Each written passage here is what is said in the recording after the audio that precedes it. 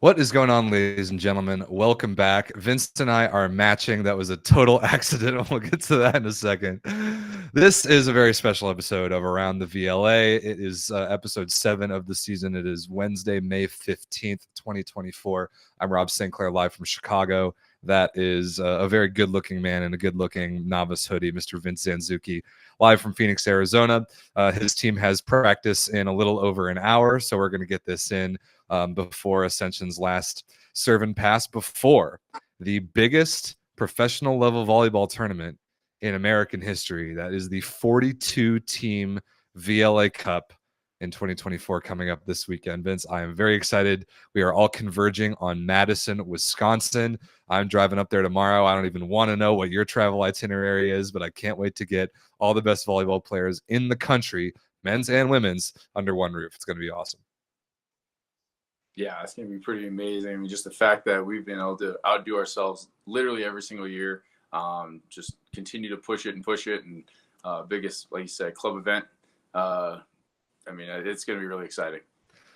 So we got a lot to get into. There are 42 teams playing at this thing. We're going to at least address all of them. We're going to talk about how this tournament's going to work, break down the pools, the teams, the format, the schedule, all these sorts of things. So just all the essentials and just a couple of the major storylines going in, because we're not going to, I don't think we need to go in the most in-depth detail of all time about how the tournament works, because everything you need is on the website. I will refer to that right now. The VLA website is the #1 place for this entire VLA Cup tournament. We've got 2 different event pages, one for the men's tournament, one for the women's, because otherwise it would just be way too much content on one page. So I split them up.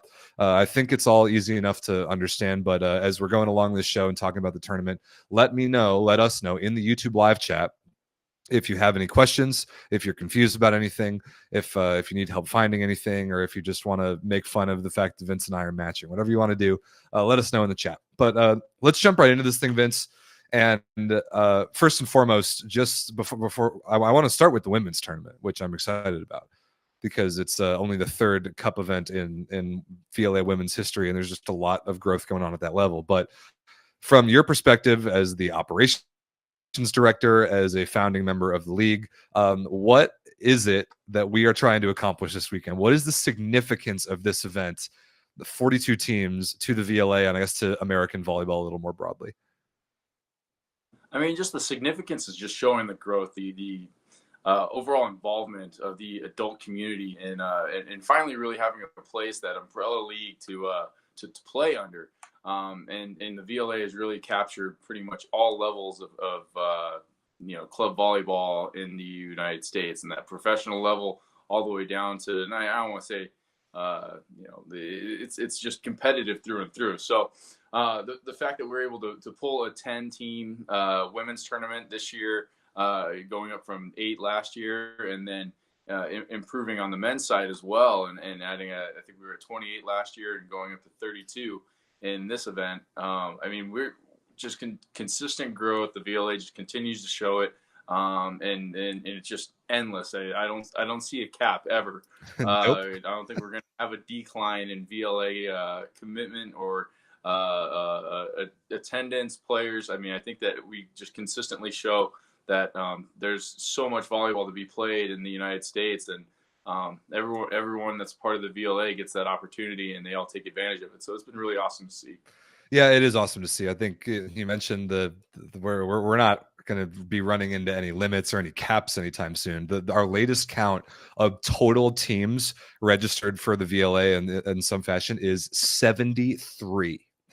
There are 73 teams officially active in the VLA database right now, which is insane. 42 of them are headed to Madison, Wisconsin. And the only thing that I think could possibly stop the growth of this event is literal number of courts. And I am so excited about this event in particular, because we are headed to the brand new Madtown Juniors volleyball facility in Madison, Wisconsin, which is a great volleyball town. They've got a VLA team on the men's and the women's side that are playing host to this thing. They have 9 courts in that building. We'll be using, or actually they have 10. We're using 9. And compared to last year's VLA Cup, when we only had 4 courts for this 3-day event and almost as many teams, just the ability that we have to expand into like just a larger gym, more courts, allows us to play the same number of matches, but really improve just the quality of life for teams, for spectators, for everybody involved, because of the great access to this facility that we're going to have. I cannot wait to get there tomorrow and check it out. So we got a lot to get into about this tournament. Again, we're not going to go over everything about the format in little detail, because you can read through it on the website. Again, ask us any questions if you have them. But I want to start off with the women's tournament, because like you said, Vince, the VLA women's division is still young. It kicked off just about a year ago at the 2023 VLA Cup. There were 8 teams at that point, and the team that won that event, the Midwest Magic, is back. This is their first activity since winning that VLA Cup last year. They are the #1 seed in the tournament out of our 10 teams that are taking part of the women's side this year. We've got 3 pools, 2 groups of 3 and 1 group of 4. And the women's pools, AA, BB, and CC. We have the double letters to distinguish them from the men's tier 2 pools. Pool AA, the Midwest Magic, kind of encompassing the whole Midwest area, but I think they're officially from Chicago. The Steel City Surge from Pittsburgh, and the Milwaukee Mayhem from Milwaukee, Wisconsin, going to take part in Pool AA. First of all, I'm just excited to see the Midwest Magic back, and I think the roster they're bringing is going to be pretty darn good. Yeah, I think that they're very primed to try to repeat this year. Again, we saw that they haven't really been too active other than this tournament last year. But I think that they're still, again, a lot of young, I guess, fresh teams that are still trying to figure out what they want to do in the VLA, which is totally okay. That's why we're starting it this way. We're not, just throwing a tier 1 together where they got to play 5-6 events. I don't think any of the women's teams are ready to do something like that, like the men's side is. So I think that they're going to be competitive. I think they're going to be really good, and early pick to win it, considering they won it last year. Yeah, fair pick. They returned the reigning MVP of last year's tournament, Mikhail Willman, on the outside. They have a different setter, actually. Christy Doherty, who played opposite for him last year, is going to set this year. But they've got more firepower from elsewhere. They have Meg Wolowitz in the middle, who played overseas this year. Taylor Fricano out of the University of North Carolina on the right side. She's a monster. Willman and Hannah Murdoch is the same outside hitter duo. Kimi Sakura at libero still. Like, this team will be pretty gnarly. I'm just curious about will the other women's teams that have played more this season on like VLA formats, whether exhibitions or the Central Division Cup tournament, will the other teams have caught up now that the women's division is a year old and there's a couple teams that have played a little more and have started to figure it out a little bit more? Will some of those teams have caught up to what the Magic did last year? And I think that's going to be something I'm really looking forward to. Like the Steel City Surge, they played the Central Division Cup. Like, they have had a major event under their belt this year where they finished 3rd. And then the Milwaukee Mayhem, they haven't played one of these cup events before, but they've played really good ball. They have 7 points in exhibitions just from these like local tournaments. They've played in Milwaukee. I think they went down to Louisville at least once, maybe twice, and played and got some points. And they've got a bunch of bodies. They've got some big players. I think I see 4 players over 6 feet tall, which is awesome. And I think this pool could be real competitive. And fortunately, because that pool is going to be real competitive, unlike the men's tier 2 pools of 3, which we'll get to in a minute, all 10 teams, no matter what pool you're in on the women's level, all 3 teams in this pool, all the teams from every pool do advance to the championship bracket. So you can play around in these 2 matches. Even if you go 0-2, you still advance. You still have a chance to win the thing. Yeah, and I wouldn't be surprised by that. I think a few of these teams will try to see some things, try to figure a few, maybe especially juggling the bodies. I mean, we know how intense these tournaments are. I think Midwest Magic had pretty much a similar size roster last year, but I felt like because Force, actually, who played them in the finals last year, had a little bit more depth, was able to actually compete for a final. I think they went 4. I think that Midwest Magic, having that similar roster, you're going to know what you're going to get out of that, where I think some of these other teams may have the ability to rest some players here and there and maybe a little bit more potent. So we'll see what happens with that. But I agree. I think Steel City Surge and Mayhem playing as much as they did is going to benefit them in this tournament. For sure. We talk about the VLA Cup or VLA just big tournament format all the time. It's a learning curve. You got to figure out how to strategize around these things. But honestly, I think something that helps in this tournament is that it's 3 days long. This is our only 3-day event of the entire season. Friday, Saturday, Sunday. Every team is guaranteed to play.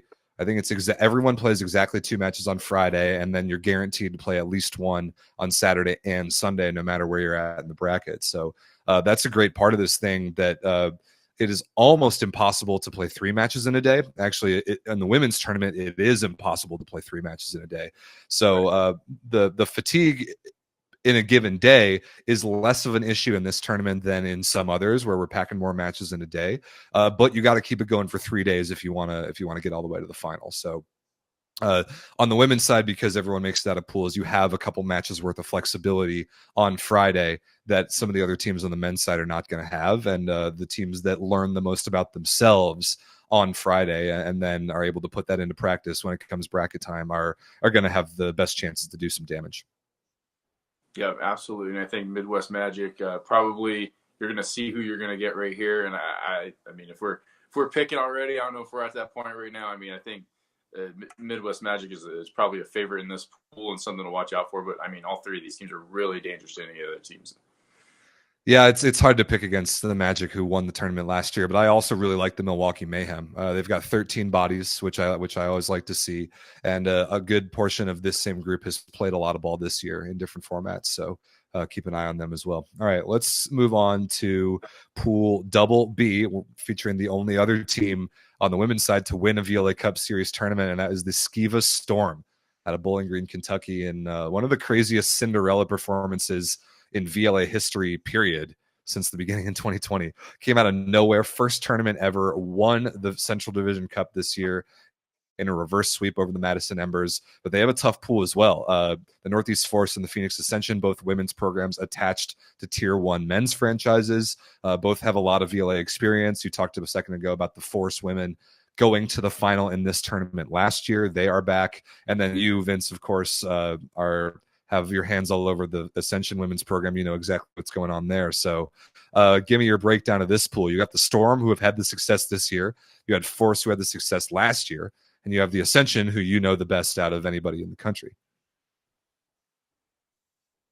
So I think Storm is coming in really hot in this pool. I mean, I would argue that if they would have one more event or maybe played 2 exhibitions, they should probably be the 1 seed in this, considering how well and how much they played this season so far.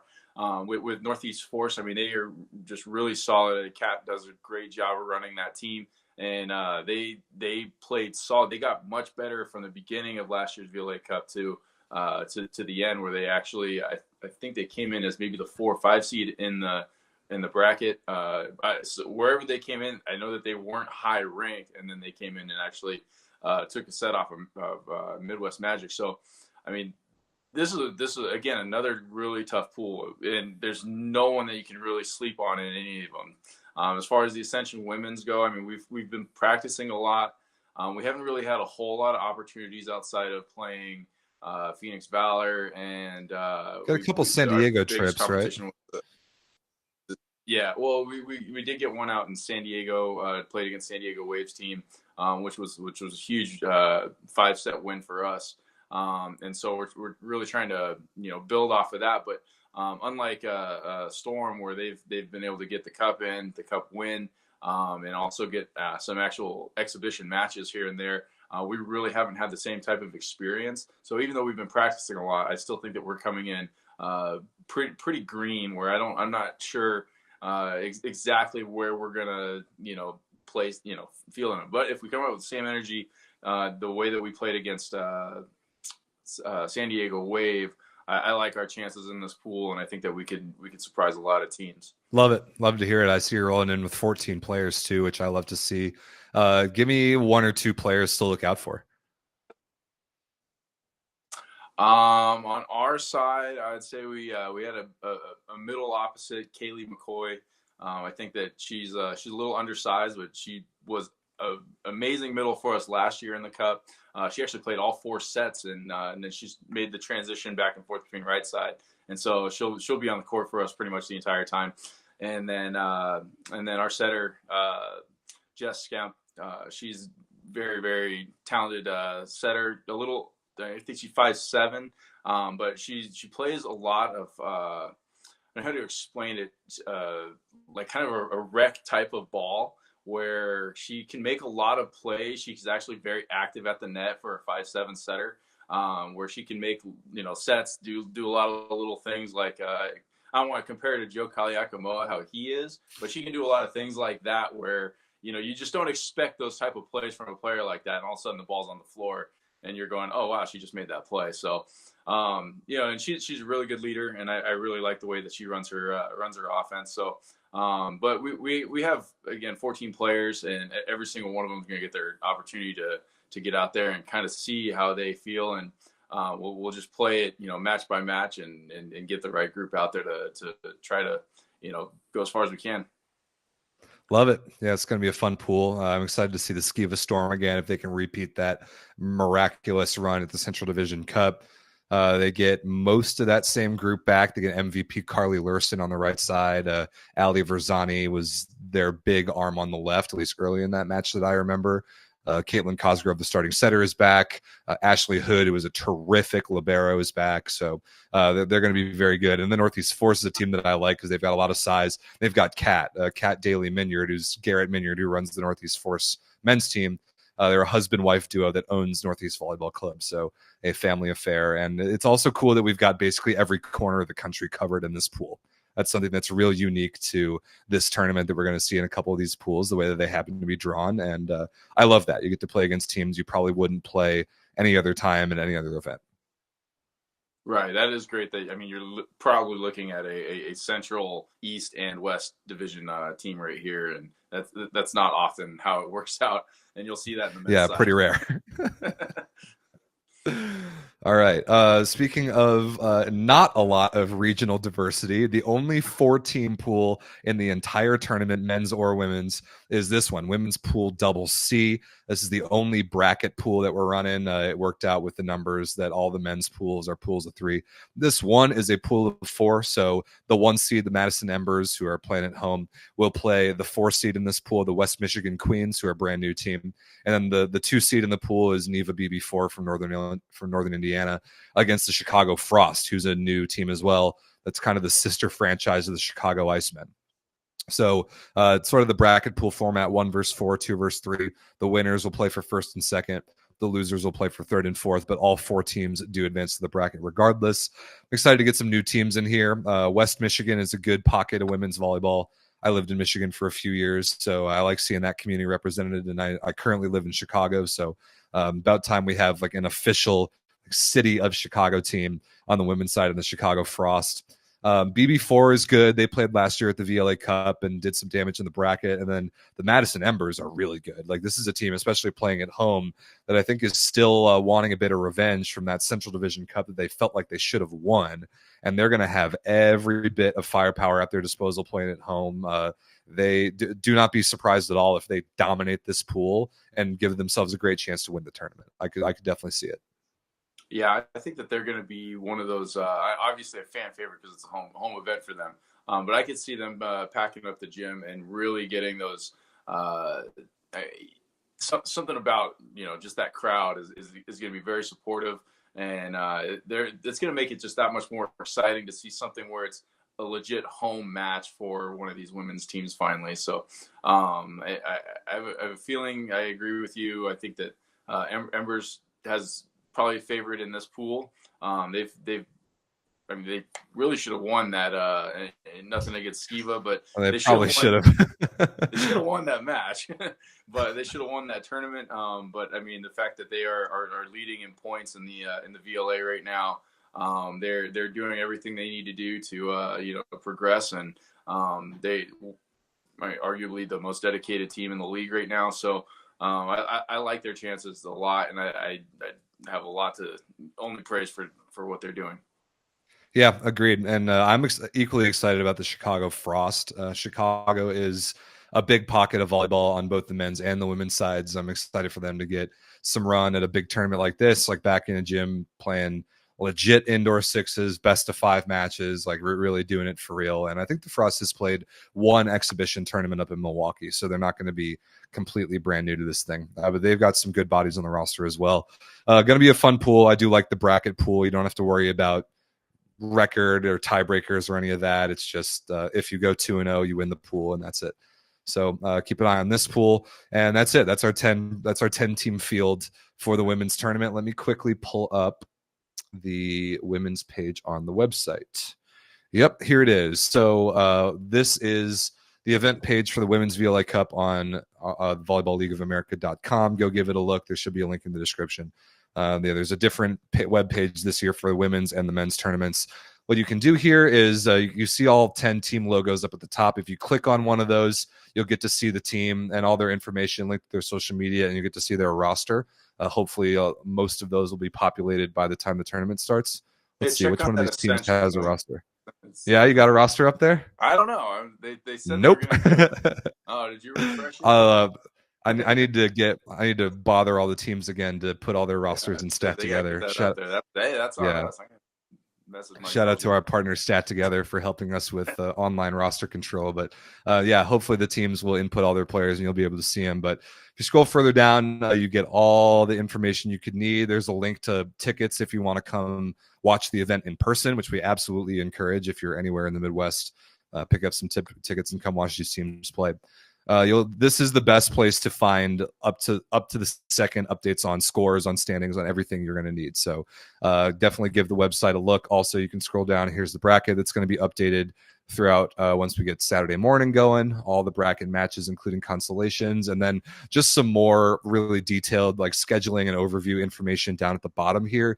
You get this whole schedule grid it gives you a map of kind of what all the matches are going on around the gym, what the schedules are, if you're a team that's playing, what your work assignments are. Definitely got to know that. And then sort of a map of the arena or a map of the facility. So give that a look. Again, if you have any questions, let us know in the chat. But Vince, before we move on, you got anything else to add about the 2024 Women's VLA Cup tournament? No, I'm excited to see it. It's really great to finally get a full cup. I mean, I know we had the 4-team Central Division Cup, which was great that we were able to kind of get that going, and it's good to see that the women's program is in the women's division is continually growing, and I'm looking forward to this 10-team tournament, and then what they build on from here. So it's gonna be really awesome to see. Yep, yeah, the women's division is on a very strong trajectory compared to when the men's division started, when like men's tier 2 started. The growth, because the models are identical, the growth is real similar, and that's exactly what we love to see. Just more teams coast to coast wanting to play volleyball, getting involved, getting teams in and playing, and that's what it's all about. Want to give as many people in as many places an opportunity to play good ball as possible. So mission accomplished, and they're going to put on a show starting Friday morning. All right, time for the big one. We have a monstrous 32-team men's tournament, and this thing is going to be a beast. I absolutely love the format of this. So, Vince, because you are sort of the architect of this tournament, I want you to break it down for us. We have 8 tier 1 teams and 24 tier 2 teams on the men's side. Let us know approximately, just sort of an abbreviated version of how this tournament's going to work. Yeah, I don't think there's any possible way to abbreviate this tournament other than you look at this right here and you're like, what? No. So I mean, simple breakdown. You've got the 8 tier 1 teams. The only time you'll get all 8 tier 1 teams in the same building anytime during the year at all. So how it's kind of broken down, and if any of you follow the AVP format or anything, how they have a main draw and then a qualifier bracket. It's similar to that. So this is we get the cross pool going with the VLA tier 1 teams, and pretty much we put this together based on the teams that have played each other the least. We didn't have any division rivals playing each other, so we avoided any. I mean, we're already playing each other 4 times each a year. We don't need to see each other more than that unless it's in a championship game of some sort. So yeah, so you see how the VLA, the tier 1 teams will play.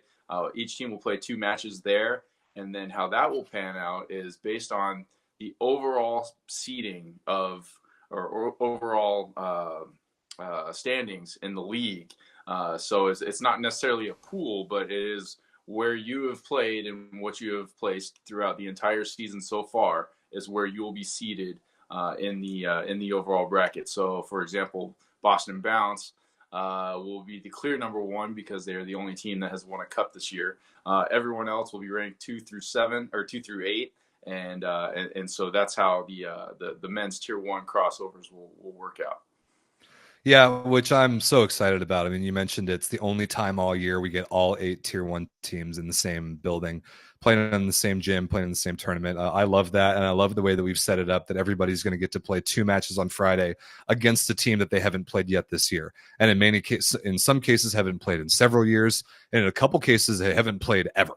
I can't remember. Do I have the? So let's see.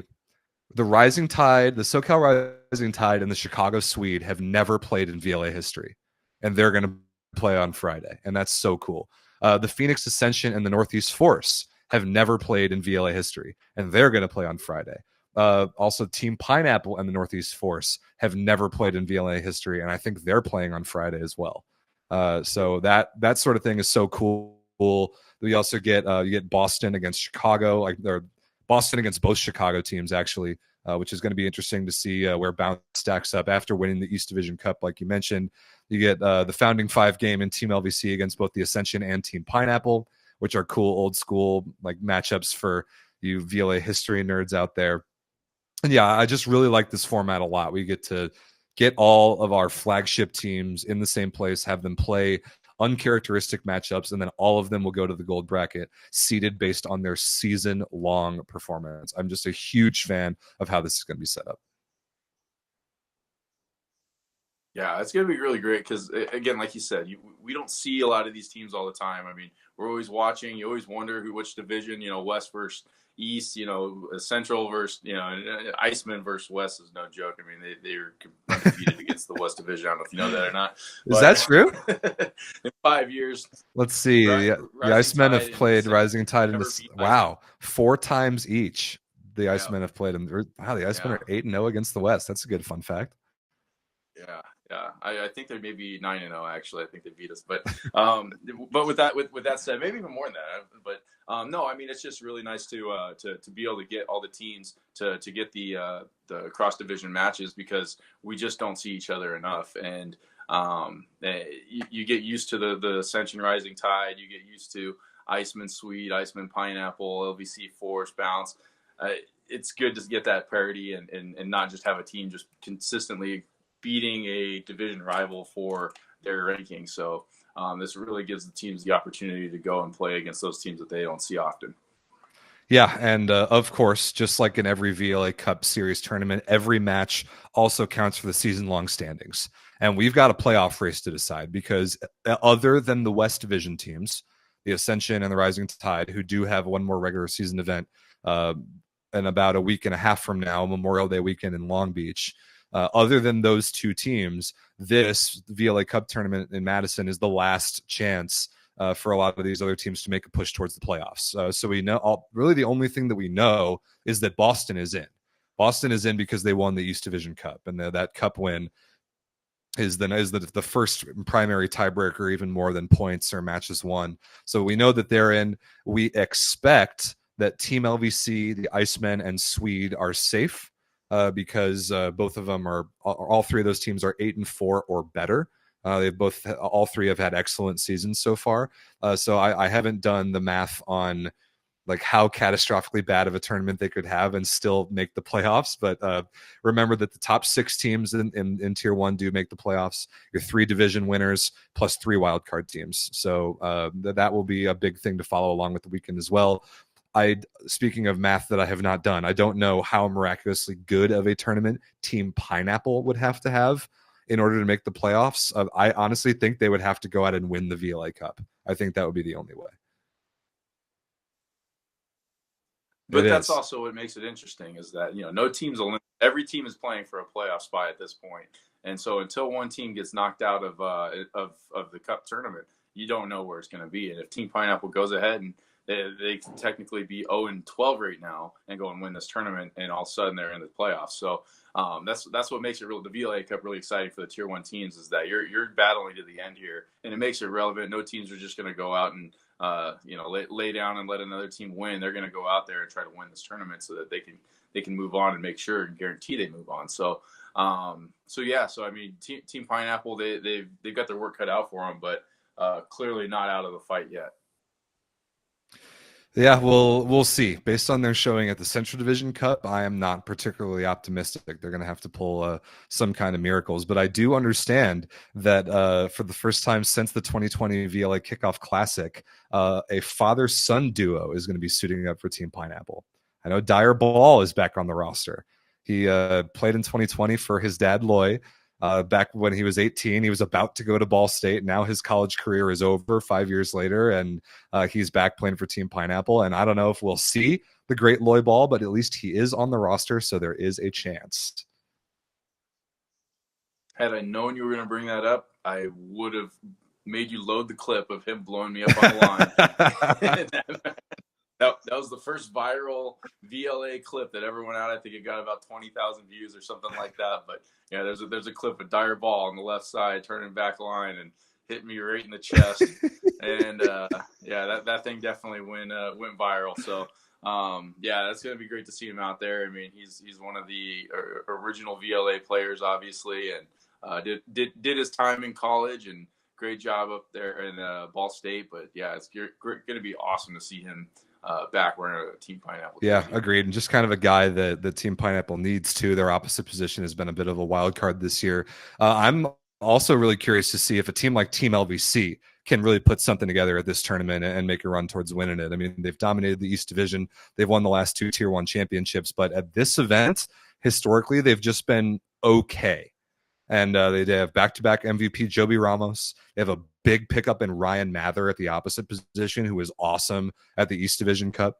They've got Blake Leeson back from a great season overseas in Germany. He's one of the best middles in the country. I think we'll see Greg Petty on the left side for the first time in a couple years. So, and I think Jordan Vari's coming back as well. His will be his first event of the year for Team LVC. So that team is one to look out for sure. And Vince, I'm sure you're not particularly excited about having to play against all those clowns. What can we expect out of the Phoenix Ascension for the first time since we saw you guys back at home in like February? It's been a big break for the 2 West Division teams. Well, let's backtrack a second here and continue to call LVC a bunch of clowns. No, no, I'm with you on that. But no, I mean we have the same squad that we've been rolling with. I mean, it's you got Brian Lewis. I hate to say it, most likely Brian Lewis's last event. Wow. He's just he's carried us for 5 years now. And he more than that, really. His level of carrying your team 15, goes way back before the VLA. but yeah, so I mean, it's just one of those things where I mean, it's been a grind for him to just stay healthy and continue to do what he does for us. But the thing is that he's clearly missed when he's not there. When he went down in the West Division Cup, I mean, you could clearly see that we didn't have the leadership on the court that we needed, and we severely lacked it. And then when he came back the following event, just again, you see his leadership carry us to a 2-2 finish. And so, I mean, going into this event, something that he's been at every single year and done a fantastic job for us, won some huge matches for us. And so, I mean, not to put the whole event, focused for us on that, but we definitely have our core group of guys that are still there. I mean, you got Sam Haggard, Turner Douglas, obviously you got Jonathan Bishop, Keaton Berry, Zach Melcher setting for us, Scott Weiss setting for us. You know who we are. We're not bringing in random guys here or there. We don't need to fill in a roster. We're Ascension, and we're gonna play the same ball that we've played for the past 5 years. So we're looking forward to this event. We've done really well the last couple of years at the VLA Cup. Yeah, you have. You made it further than any other Tier 1 team last year, tied for third, if I remember correctly. So Yeah, a lot on the line, and you got a playoff spot to try and grab as well. You guys against the Northeast Force is going to go a long way for that, because you two are kind of chasing each other down for one of those wild card spots, unless you guys are able to surpass the Rising Tide and steal the West Division. So it's going to be real interesting to take a look at the Tier 1 standings throughout this thing. On the left side of your screen there, I'm super excited for Boston versus both Chicago teams. I mean, the Boston Bounce kind of finally got over the hump. They won the East Division Cup. They beat a really good DC Dynasty team twice in doing so. And then Dynasty kind of knocked LVC out of Boston's way for them, which I'm sure it would have been more satisfying to beat Team LVC en route to winning that tournament. But Boston was good anyway. They're playing with a lot of confidence, and they get two monsters back in Neil Ferraro and Tommy Carmody, both who are overseas caliber middle blockers. That both of them bring Boston's average height up about 6 inches. So that team is going to be very good. Not small guys. I think 6'8" and 6'10", respectively. Yeah. Which is absurd. I'm curious about the Icemen as well. Their outside hitter position has been a big concern after a really disappointing Central Division Cup, but they do get Matt Slavinsky back from overseas, and they should have both Kyle Overby and Lewis Richard as well. So I think this will be the closest to full-strength Icemen you will have seen since Dave Hancock's injury back in January. And then on the Chicago Swede side, they are the exact same 14 players they've rocked with all year, which I love. I love that so much. Team's been so good. They've had their best season ever in the VLA by far. And especially I'm thinking back to that second regular season event they played when they, with this same group, played championship caliber volleyball, to my eyes being there in the same building as them. And they're going to play two unfamiliar opponents in Boston and SoCal. And I'm curious to see how that holds up against teams that don't know Swede super well. Yeah, I think that the teams that don't know Swede super well are going to be in a lot of trouble. Yeah. As much as I really like what Bounce is doing, and know they're getting some great additions and whatnot. I mean, of these four, I think Swede's the one that's going to really come out and do well. And there's a lot to be said about a team that really sticks with not just a lineup, but a smaller group of guys. You know, when you get a lot of guys filtering in and out, and I feel like that's paid a lot of dividends for Ascension for a long time, is that, you know, we know who we are. And when you start adding too many pieces in, or you start having to have too many guys come in and have to fill in little spots here and there, it does make it difficult to build that chemistry. Swede's got chemistry, and I think that they're going to be really dangerous in these two matches. I think that I think that Swede Bounce match is probably going to be the feature match of this crossover. Yeah, that match is going to be electric. Let me see, when exactly is that? That is featured court, 10:30 a.m. Central on Friday.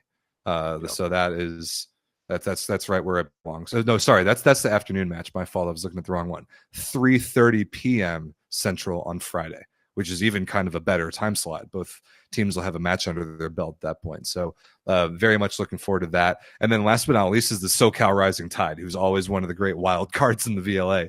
You never exactly know what this team's going to bring. I think they have a decent bit of talent. A lot of it's new to the VLA, but they're going to be anchored by David Flores at the setting position, who literally 2 weeks ago won a national championship as the backup setter for the UCLA Bruins. And he played in that tournament. I was there. I called the games. He came off the bench in a 6-2 multiple times and helped UCLA win a national championship just a couple weeks ago. So that is a setter that I'm very excited to watch for the Rising Tide. And then it will be just kind of a learning experience for them, the same as it is for us, on figuring out who this particular edition of the Rising Tide is going to be. Yeah, no, it's really awesome to see some of these teams and the players like Flores coming in and seeing how they fare in the VLA style competition. Obviously, you get certain guys that have come out throughout the years that, you know, you get like a Bryce Dvorak or a Kyle Hobus that have come out, and it's just been, you see when they finally get kind of the spotlight on them and what they can do. And there's something different about the college, I want to say structure, being on that kind of team where you have a coach that's kind of, you know, I mean, it's school is different than this type of, you know, club. You have a lot more freedom to become who you actually are when you're playing VLA volleyball. So seeing a player like this who would come off the bench, in a 6-2 type of structure. I mean, got minutes, but wasn't the guy. Now he's going to have that opportunity to go and do that with Rising Tide, and that's when you really see a guy come out of his shell and see something electric, like you said. Yeah, love it. So that's the situation for the men's tier 1 crossover matches. We get to see some different matchups than a lot of us and a lot of the VLA fan base is used to, and I am really excited for that. But back to sort of the flow chart again, all 8 of those men's tier 1 teams go straight to the gold bracket. But that's only 8 of 24 spots in the gold bracket, 16 more spots up for grabs for men's tier 2 teams. So we got 8 pools of 3 teams each for men's tier 2 specifically. They'll all play their miniature little 3-team round robins. Top 2 out of each 3 advance to gold, and then the third place teams will go to silver and still play their fair share of matches if they take third in their pool. So this flowchart is on the website. Go give it a look in case you're curious about the format. But we can go through all the men's tier 2 pools pretty quickly, Vince. Pool A, you get the River City Flow, who won the Central Division Cup this year. You got the Chicago Vibes, the tier 2 affiliate is Chicago Swede, and you get the Seattle Riptide. This is one of those pools that goes coast to coast and represents all 3 divisions. I think Flow is going to be extremely good. But also a player that I'm so excited to announce that we're finally getting in the VLA, Matt West, will suit up as the starting setter for his hometown Seattle Riptide. This has been a long time in the works for Chris Linke and the crew in the Pacific Northwest to grab Matt West and get him in a Riptide jersey. It is happening. He is playing at this event, and I'm so excited for that. I can't wait to talk to him and interview him once we get there on Friday. I think this is just going to be amazing because you're going to have 2 of the best setters in the whole tournament playing in this pool. First thing Friday with Matt West and Joe Kaliakamoa playing for River City Flow. And so, Joe K, the mercenary, suiting up for the River City Flow. How about that? Yeah, no, this is going to be really awesome to see, and I want to see how Matt plays with this group because I mean we've seen Riptide and they've done some decent things. They've showed well, but I feel like they've been a player like Matt West away from really being able to excel in one of these cups. So I like to see what he does with them. Yeah, me too. So 3-team round robin pool here. Top 2 make it out to gold. The third advances to silver. The Chicago Vibes team is good. I think am I remembering right that they beat Team Pineapple at the Central Division Cup? So they've got a tier 1 win in their history. I believe so, yes. I'm pretty sure, in pool play they beat them. I've got I think it might have been a silver bracket game. I've got the archives up in front of me of all the ridiculous number of matches that have been played this year. Yeah. And yes, Vibes 3-2 Pineapple in the silver bracket final. It was silver bracket final. Okay. All right. I was getting them Inferno mixed up. Yeah, fair enough. All right, that's Pool A. Pool B, another team that's won a cup in their history. That was when did Columbus Crimson win the Tier 2 championship? Was that last year? Yeah, I guess it must have been. Yeah, it had to have been last year. Yep. Must have been last year. So Columbus has made a bunch of really good roster moves coming into this tournament, which I'm excited about. You have the Midwest MAC, one of the most active teams in the league from Central Michigan, and the Naptown Nitro from Indianapolis, who kind of quietly formed this year. And as they were kind of figuring out who they were in the VLA, played a couple exhibitions and played awesome. The last one they played in, I think they went 6-0. And got 6 points in 2 days. Yeah. So this team out of Indianapolis is super good too, and they have figured out the VLA level real quick. And this kind of a tightly regionally grouped pool as well, which I'm excited about because at least in the Mac and Crimson case, they've definitely played each other before, and I think Mac and Nitro have played each other before too. So I like that part of it. Yeah, I think Crimson has been relatively quiet this year. I mean, other than I think the one event, right, Central Division Cup they played. Central Cup. Yeah, and so, but they are gearing for this event. Like their goal is to put on their best performance ever at this event, and I think that they probably have their best roster ever right now. I mean, it's looking pretty solid for them. So, being where they're at right now, I like what they're going to be able to do. Midwest MAC being, again, a mainstay out there, one of the most active teams. I mean, this is going to be a competitive pool, but again, 3 teams that are going to see each other probably 50 more times in the next next 3 years. I mean, it's this is just that classic, Midwest, Michigan, Indiana, Ohio. I mean, they're what, maybe like 200 miles, 300 miles apart from each other. So Yeah, if that. It's yeah, awesome. so yeah, no, this is going to be a great pool to watch. Yeah, most of the time they play against each other, it's only worth 1 point. This time, a full 3 points and advancement in the VLA Cup on the line. Next up, we've got Pool C. Not one, but 2 red teams with an X in their logo in this pool. You got Team 9 out of Arizona, Vince's Tier 2 affiliate, who won the West Division Cup. And you got Southside XP out of the south suburbs of Chicago, along with the Huron River Hitmen from Ann Arbor, Michigan. Vince, what's Team 9 been up to since winning that tournament back in San Diego? A lot of them playing a lot of NAIA volleyball and doing really well at it. They're going to have Zio Meyer playing a little bit of oppo, a little setter. They're going to be solid. They're going to look really good. We got Dupree Rogers from Benedictine, and he was an All-American this year opposite. We're going to be a really, really solid group. Tyler Gardenhire is going back to tier 2 after getting us a couple victories out in Phoenix back in February. But he's going to lead these guys, and I like what they're going to do. I think that they're going to do a lot of great things, and I'm excited to see how they do. Yeah, pretty similar group to the one that won the West Division Cup. So if that holds up, then I think they should have a very good chance to win this pool, to say the least. I have a lot of respect for Southside XP. They've played a lot. They understand this format. And then the Hitmen out of Ann Arbor is a team that I like because I spent a lot of time in Ann Arbor. I played a lot of volleyball there, but I don't know if they have the bodies to, especially against Team 9. I don't particularly think that match is going to be super competitive. So I would expect this to be Team 9's pool to lose. Yeah, I would have to say the same. All right. One gigantic storyline coming into this tournament is this team right here, the number 1 seed in Pool D, 12 overall, the Milwaukee Dive. They've been feeling the heat a little bit as far as the race to 100 points and an offer of promotion to VLA Tier 1 for next year. The Kentucky Unicorns were hot on their heels for a while. Dive had an excellent Central Division Cup. They went all the way to the final. They got a bunch of points. And then they've played a couple exhibitions since then. They won a tournament. They played in a couple. They grabbed a couple points. They're sitting at 97 points.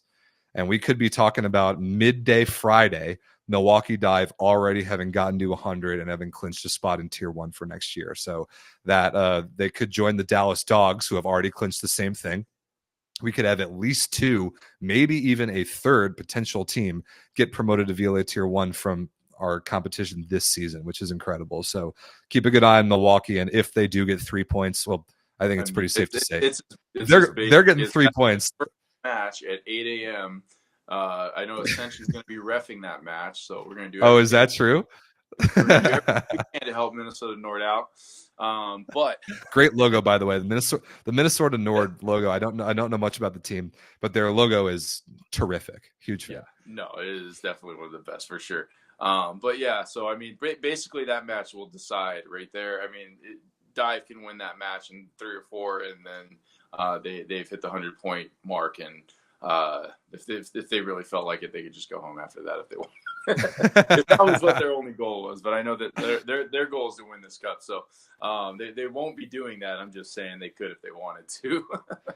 Yeah, Milwaukee's gotten second in 2 Cup Series tournaments. That was the 2022 VLA Cup, this year's Central Division Cup. They've gotten third in a couple others, so I'm sure it would feel real good for them to win one of these things. But yeah, their goal is 3 points. I think it's it's more about when, not if, and we're going to be celebrating their promotion and all the hard work that Chandler North and that team has done to, in all likelihood, join Tier 1 next year. They'll be matched up with the Beer City Brewers out of Grand Rapids and the Minnesota Nord out of Minneapolis. I think that Brewers Nord, that match will be competitive, but Dive is so experienced in these events that I think they're going to take 6 points in this pool, no problem, and we'll be celebrating them all over social media about them getting promoted on Friday. Yeah, I'd have to agree with that. No offense to Northern Brewers, but the Dive is they are who they are. Yeah. And they're in Wisconsin as well. So they've not quite a home event for them, about an hour and a half west of Milwaukee, but pretty darn close. Yeah. All right. Speaking of teams that have a chance to get promoted, we've got the Kentucky Unicorns, the 13th seed overall and the number 1 seed in Pool E. They're sitting at 88 points. And even though the way we have the promotional targets set up is once a team in a division hits one, like Milwaukee is likely to do, that target is going to increase. So in theory, the Central Division target is going to move up to 150 points once Milwaukee gets there. But there's a chance that if and probably when the Kentucky Unicorns get to 100 this year, there might be a way to move some things around this offseason and potentially get them in tier 1 if the league expands in a way that we and the board have been kind of looking at on the back end. So there's still plenty on the line for the Unicorns, even though it's likely they're going to lose that race to 100 in terms of Dive beating them to getting there. Still, if the Unicorns do get to 100, there's a chance that they get bumped up as well, depending on how some other things shake out. So I don't know, Vince, is there anything that we can add to that at this point? Or do we not know yet? I mean, we haven't. We do know, but nothing has been officially announced on how the league expansion or direction is going to go. We're still focusing on just trying to make sure this cup runs smoothly and focus on the season at hand before we look at what we're going to be doing for the following season. But I will say the Unicorns have more to worry about in that first match against Austin Jam than they do Great an overall point race to 100, because Austin Jam looked phenomenal they're when their debut. Yes. Yeah, Very good team. this is a crazy thing about the VLA format. Because of the way we seed pools, it is not subjective in any way. It is a formula. It is just a snake back and forth based on the number of points that you have in the cumulative VLA standings. And what happens then sometimes is that brand new teams are going to get seeded really low because they don't have the points yet, even though sometimes those teams are really, really good. And the Austin Jam is an example of that. A big shout out to Nick Hunt, longtime VLA guy, played for the Northeast Force forever. He's been living down in Austin, working with the Austin Juniors Boys Volleyball Club, and he has spearheaded this Austin Jam team. And in their debut, they smoked a Dallas Dogs team that is playing VLA Tier 1 next year. And they looked darn good in doing so. They have former national team middle blocker George Human, a 7-footer out of Princeton on the right side, which is terrifying. They've got Matt Severlik at that setter position, whose dad was an Olympian. They've got a bunch of Division I athletes on this Austin Jam team, and they're sitting at 3 points, the 29th seed in the tournament. They're one of the most grossly underseeded teams in the event. That's not anybody's fault. It's just a fact. They're new, and they're really good. And depending on who the Colorado Kingsmen bring as well, the 2 seed in this pool, this could be the most stacked pool of the tournament. Yeah, I would definitely 100% say this is this is the most stacked team in the tournament. I mean, stacked pool in the tournament for sure.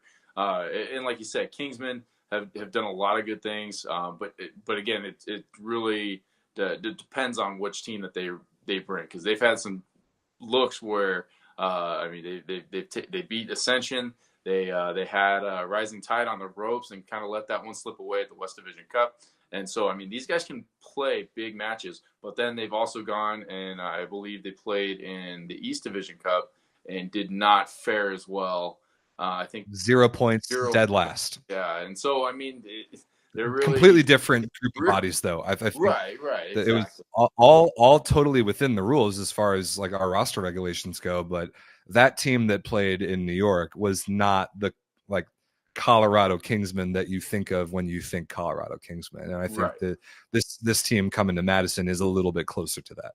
Right, and I agree, and I think that Brian Modzelewski, he does a great job running this team and just trying to get them to as many events as possible. He knows what he needs to do to try to advance these guys. Their goal is to get to Tier 1, but I mean now you're looking at a Central West / Division team here, Austin Jam, kind of an upstart team. I mean, this pool is going to be really fun to watch, and this pool is sick. And I wouldn't be surprised. And one of these teams is going to be going to the silver bracket. I wouldn't be surprised if one of these teams goes 3-0 after they finish up the this pool and go to that silver bracket, because all three of these teams are just really, really solid, and one of them has to go to silver. Yeah, it is a shame that one of them has to go to silver, but I like that call. I like that call for the early call for the silver bracket champion coming out of Pool E. Gonna put that in the books for Vince's pick and revisit it on our next show that we do. Yeah, I got 3 picks in one right there. 3 picks in one. Yeah, you're hedging it a little bit, but we'll give it to you. Coming up next is Pool F. This is some nice regional representation as well. You got the 630 Breeze from suburban Chicago. You got the DC Dynasty, who made a big-time splash debut at the East Division Cup. They already have 26 points, which is crazy, and they beat the reigning Tier 1 champs, Team LVC, in the semifinal of that East Division Cup tournament. So that team is super solid. Bobby Wilden is a 6'9" left side from Penn State, who is going to be one of the best players in this tournament anywhere. And then you get another relatively new team. We finally get a team in Florida from the Fort Lauderdale Flyers from the Miami area, which I love. Some great representation from another corner of the country that we've been trying to reach for a long time. So certainly none of these 3 teams have ever played each other before, and I think that's awesome. Yeah, it's always good to see brand new teams, kind of start the first match. They're all probably going to hate each other in about 2 or 3 tournaments when they see each other over and over. Particularly DC Dynasty and in Fort Lauderdale, where we're both being East Division teams.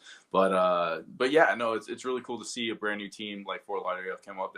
They've played, I think, a few exhibition matches against Atlanta Bobcats. They beat Atlanta twice and got 2 points. Yeah, right. And so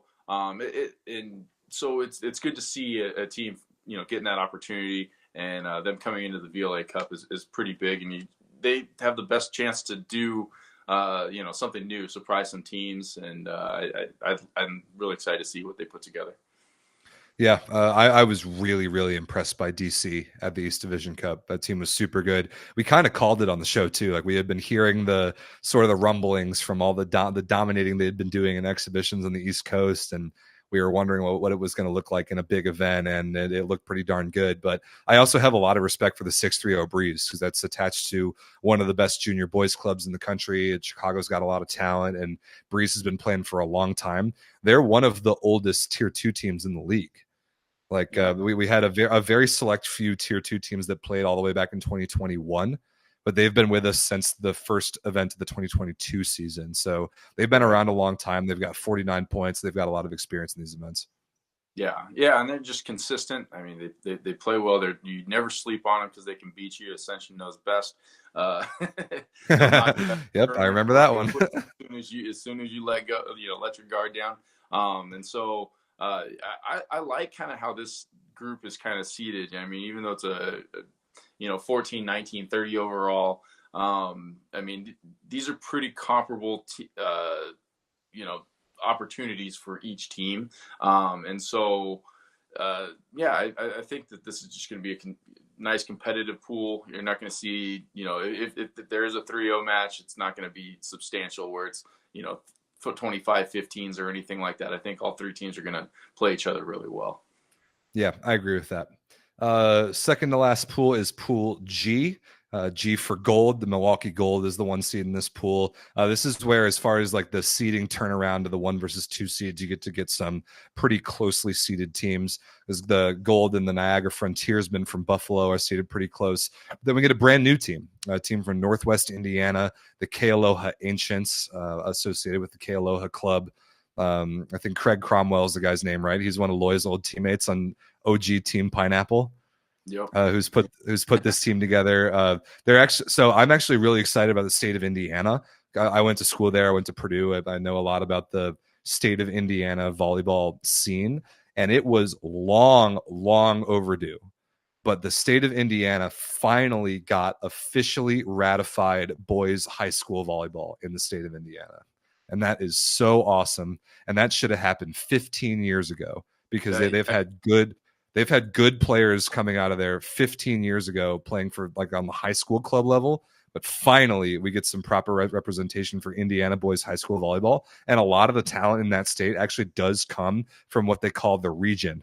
The region is this little pocket of northwestern Indiana that's actually in central time zone. And it's the 219 area code. There's a lot of boys volleyball talent in that area. Yeah, I just don't understand how you have two, staple programs in the NCAA and Ball State and IPFW and not have high school volleyball in your state. Ridiculous. It was Like ridiculous, and just it was unreal absurd. that would be the case. And but finally it's there. I mean, but I'm excited for Indiana. I mean, everything that they've done, and you look at the people involved in Indiana volleyball. The Ball Obviously, family one and the ball, the Shondell Ball family. family. Yeah, Yep. exactly.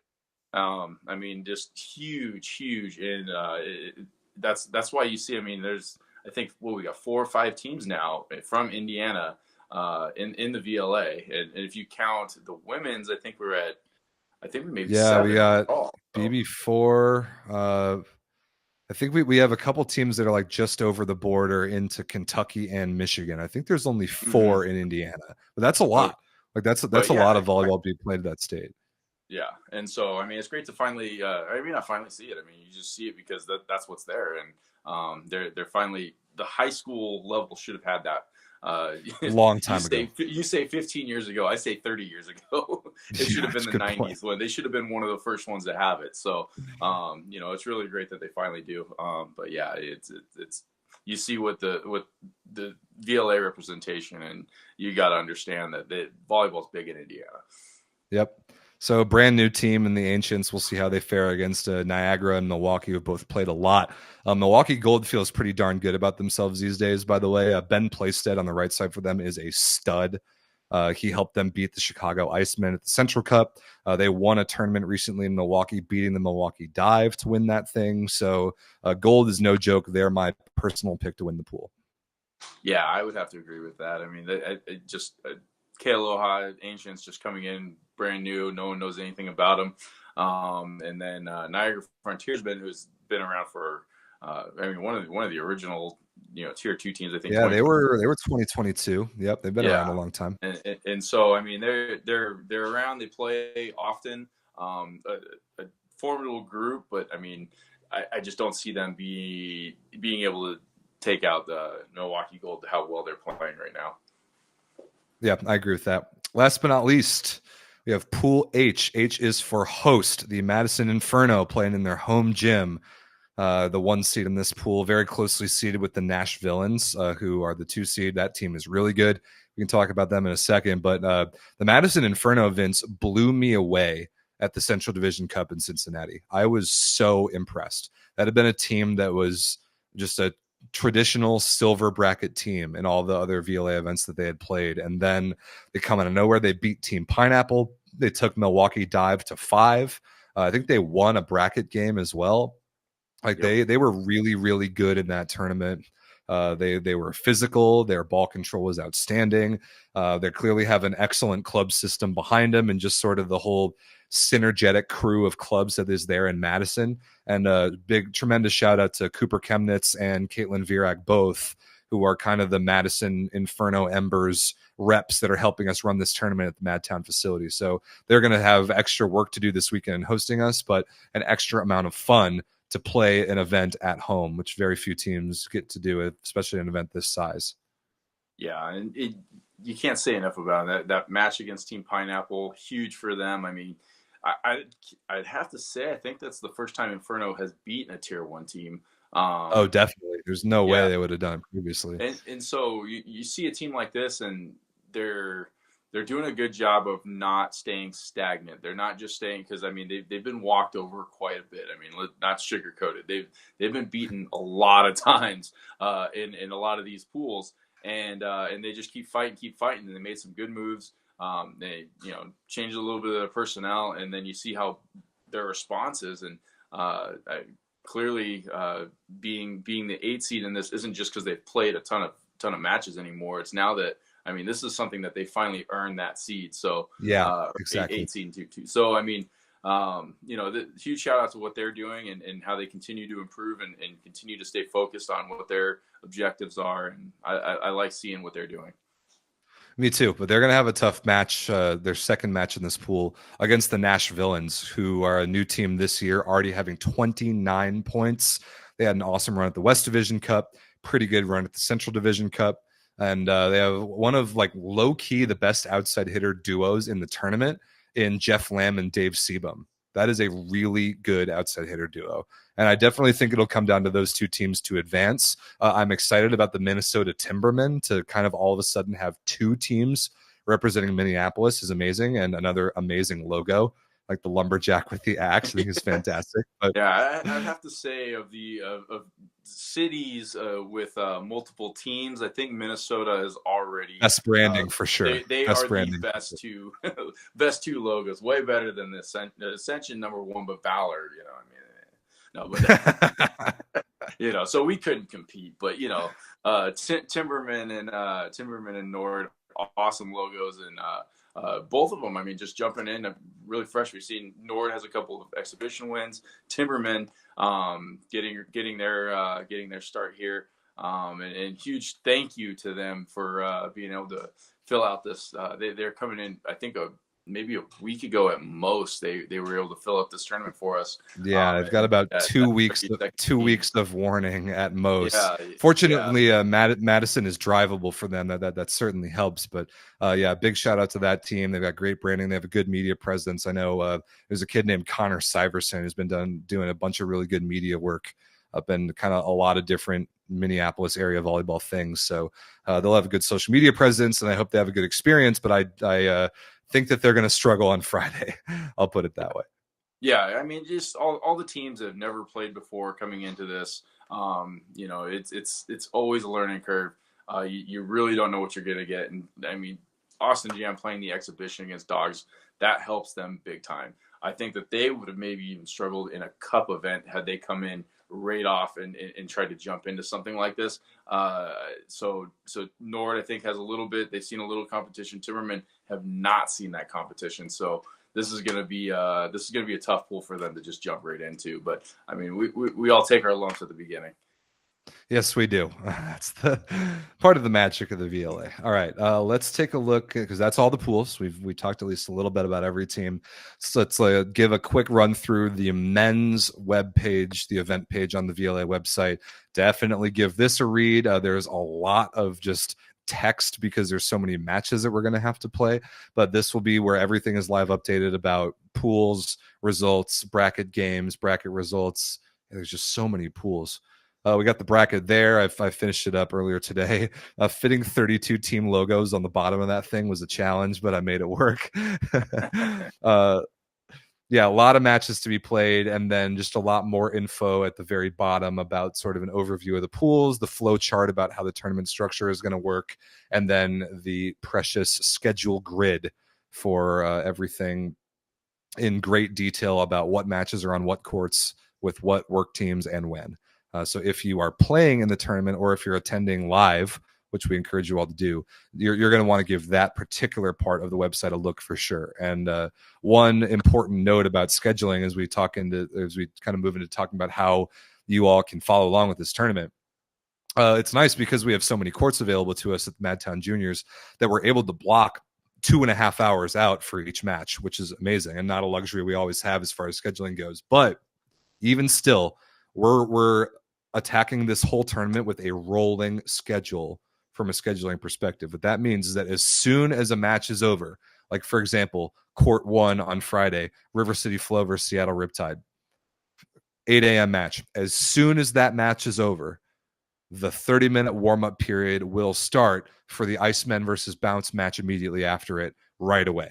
So even if it's not 10:30 a.m. yet, like it says on the schedule, we're going to start the 30-minute warm-up period for subsequent matches as soon as the previous match in that court is over. We're going to keep the tournament moving as best we can. So that's a really important thing to note about the schedule. And then the other important thing to note is where you can watch all this. If you can't be there in person in Madison, which we recommend, if you can be there, we want you to be a part of the biggest event in VLA history. And tickets are cheap too. I think it's like $6 for the day, and maybe 12 for the weekend. 12, yeah, something like that. 10 for the weekend. Something like that. Not positive. Yeah. Don't quote us on that. I want to hear it later. There's a link on the website. There's a link on the website where you can pick up your tickets, or you can buy them at the door too if you want. But broadcasting wise, this is going to be a big undertaking for the league to get every single match live on YouTube throughout the entirety of the event, but we will do it. We are ready. We have the broadcasting setup. We have the people. We have the ability. We will be broadcasting every single one of these matches live. I actually don't even know the number right now, Vince, but it's a ridiculous number of matches that we're going to be playing. Every single one of them is going. Yeah, it's a lot. Was 109. 109 matches, if I'm not mistaken, was the final number. Wow. I think I maybe even added a few more, so just for the fun of it. But it's actually I think it might be 111. 111, that's right. Two that I didn't have. I forgot. Nice even 111 matches. Yeah. That is absurd, but there will be 111 individual match broadcasts over those 3 days, this Friday, Saturday, Sunday, right here on the YouTube channel. But in order to watch every one of those, you will need to become a subscribed member of the channel. You need to pick up that level of membership. It is $1.99 a month. We think that is a very good value to be able to watch 111 matches live and on demand. The number, and I'll make sure this is all linked and as clear as possible. The number one place to look if you think a match might be live or you can't find it, what you'll want to do is go to the homepage of the VLA YouTube channel, and there is a tab that says Community.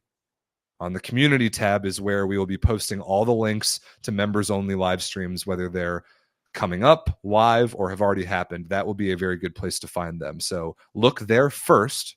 Then if you can't find them, another great place is sort of like not only an awesome, engaging broadcast, but also kind of like a landing spot for people trying to consume the tournament, is we will be running the VLA all-day broadcast, which we love. It's become a staple of how we will consume these big long tournaments, is that we run the all-day broadcast. We will start at 8 a.m. on Friday. We will cover as many courts as we have cameras to cover. We will flip back and forth between the courts throughout the day. And all of that broadcast, we're going to have different players from different teams on the mic commentating. It's going to be great. That will be free for the public. Everybody will be able to watch that.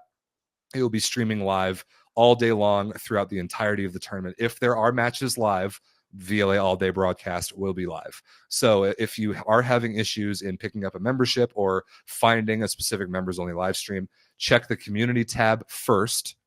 And if you can't find it there, if you can't figure it out, then drop us a note in the live chat for the VLA all-day broadcast. We will be live. We'll be keeping tabs on it, and we will hopefully be able to help you out. 111 matches. We got 2 trophies to get out at the end of it. It's going to be a lot, but I love this format. I love that we have 9 courts to play this tournament on. I can't wait to get to the facility. Yeah. And yeah, the 9 courts is so key. Yeah, I think this is the course we've ever worked with before. I think that the most we've ever by far before. So yeah, the fact that we're able to go from 4 to 9 and only increase by 6 teams is pretty big deal for us. So yeah. Yeah, it's going to be all around real good, just for I like to call it the quality of life at the tournament. We've made some very good quality of life improvements to VLA Cup tournaments this year. So I'm also excited because we're going to have a lot of bodies in the gym. We're going to have a lot of sponsors and partners in the gym. I know the novice guys are going to be there. The ball time guys are going to be there. The Lumen Sports guys are going to be there. They're going to have some ads that we're going to run on the broadcast. That's a great new partner for us. It's just going to be a lot of people that are noticing and that care about the scale of the event and the scale of the VLA that we've now achieved in 2024. So this event will be a good celebration. I'm excited about it. We will see you all on Friday morning. Vince, I know you have a practice to get to. Do you have anything else to leave the people with before you go get in the gym with the boys? Tune in 10:30 on court 10. Something you want to see out there. Ascension versus LVC. Court 10 on Friday. Yep. Can you spoil it for us, exclusive for viewers of this show? I cannot spoil it. I haven't even formed my team yet, and I'm sure I'm not going to tell them until we start until the lineup's put in. Okay. They'll find it. Okay. Some of the guys know, but yeah. Tune into that one. LVC Ascension's a classic matchup. So it is a classic matchup. One you got to see. First, hopefully Hosley starts. CJ Dank, you need to start Hosley in this match. He does. He does. It's really important that he starts Hosley in that match. All right, look forward to that. I look forward to the whole tournament, ladies and gentlemen. Thanks a lot for watching. Drop us a comment on the video later, or shoot me or Vince or the VLA account to DM or whatever if you have any questions, or just if you're excited about the tournament. Help us all out as much as you can on social media. Promote the heck out of this thing. Follow us on Instagram at VLA Volleyball. Right here on YouTube is going to be the place for all the matches all weekend long. We will see you in Madison.